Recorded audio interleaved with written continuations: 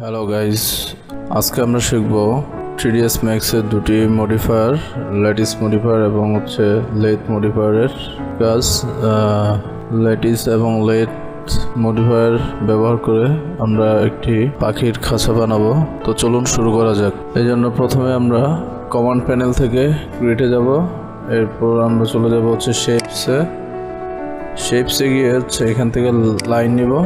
লাইনে যে view port আছে আমাদের, সেখানে একটি লাইন ড্র করব। লাইন ড্র করলাম,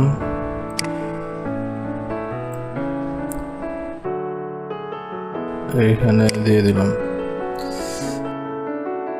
রাইট বাটন ক্লিক করব যাতে এটি চলে যায়। তারপর আমরা এখানে প্রথমে লেথ মডিফায়ার অ্যাপ্লাই করব। মডিফায়ারে যাব, এখানে লেথ মডিফায়ার নিব। এরপরে খাঁচাটিকে এক্সপান্ড করার জন্য আমরা এখান থেকে এক্সিসে ক্লিক করব। এরপরে এখান থেকে ধরে একটু সরিয়ে দেব।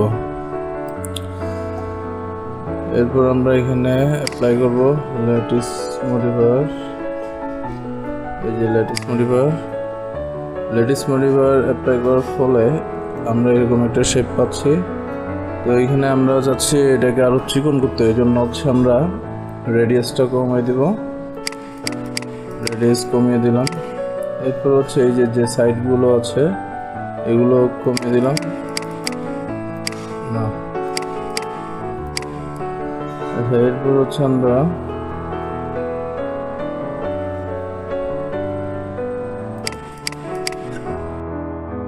জয়েন্ট রেডিয়াসে গিয়ে এখান থেকে এটি কমিয়ে দিব। তাহলে